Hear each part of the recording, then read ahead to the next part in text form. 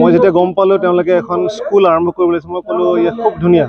যদি খৈৰাবাৰী অঞ্চলটো যদি আমি আগুৱাই নিব লাগে, মই ভাবোঁ প্ৰথম শিক্ষা ব্যৱস্থাটো আমি উন্নত কৰিব লাগিব।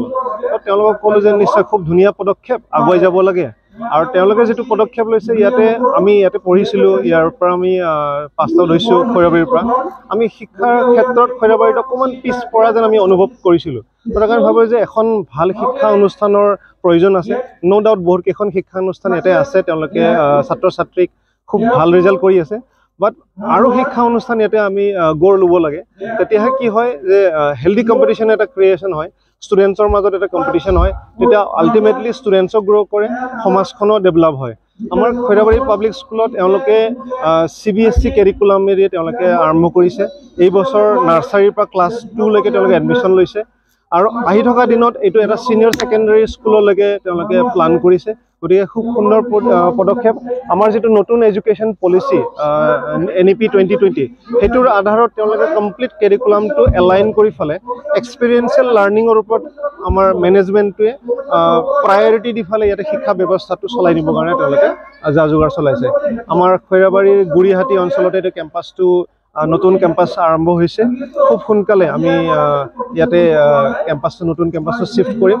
আজি তাৰে ইনগ্ৰেশ্যন প্ৰগ্ৰাম। গতিকে মই খৈৰাবাৰীৰ সমূহ ৰাইজক অনুৰোধ জনাইছোঁ যে এয়া এটা খৈৰাবাৰীৰ কাৰণে আজি স্মৰণীয় দিন, এটা ইনষ্টিটিউশ্যন গঢ় লৈ উঠিছে। তো তেওঁলোকে আমাক সহযোগ কৰক, ল'ৰা ছোৱালীখিনিক আমাৰ ইনষ্টিটিউশ্যনলৈ আনক, আৰু আমি যিমানখিনি পাৰোঁ তেওঁলোকক আমাৰ ফালৰ পৰা যিখিনি এক্সপিৰিয়েঞ্চ মেনেজমেণ্টে লৈ আহিছে, যিখিনি এক্সপিৰিয়েঞ্চ টিচাৰ্ছ ইয়াতে আহিছে, তেওঁলোকে এটা ভাল শিক্ষা তেওঁলোকে প্ৰদান কৰিব বুলি আমি আশা ৰাখিছোঁ।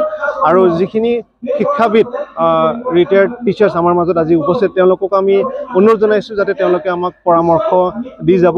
আৰু যেতিয়াই আমি অনুভৱ কৰোঁ যে আমাক পৰামৰ্শৰ প্ৰয়োজন, আমি তেওঁলোকক অনুৰোধ জনাইছোঁ তেওঁলোকে আহি আমাক এনি টাইম পৰামৰ্শ দি অনুষ্ঠানখন যাতে ছাকচেছফুল কৰি তুলিব পাৰোঁ, সেইটো আশা ৰাখিছোঁ।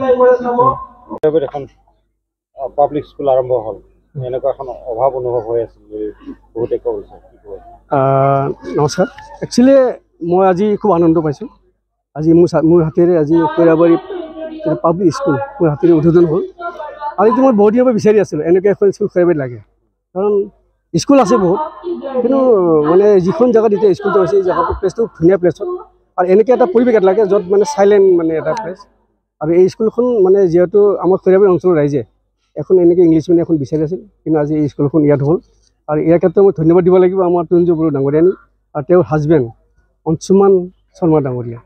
তেওঁলোকে বহুত চিন্তা চৰ্চা কৰি মানে ইয়াত এই প্ৰাইভেট স্কুলখন ইয়াতে বহাইছে, তেওঁলোকে প্ৰাইভেট ইংলিছ মিডিয়াম স্কুলখন।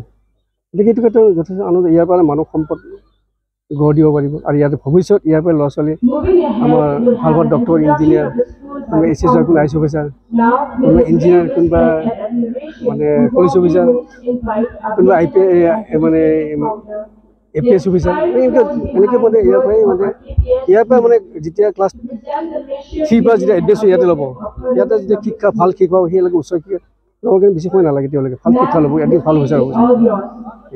আচ্ছা, এই যিহেতু সৰু সৰু ল'ৰা ছোৱালীক লৈ এখন স্কুল আৰম্ভ হৈছে, আন্তঃগাঁথনিৰ ক্ষেত্ৰত কি ক'ব?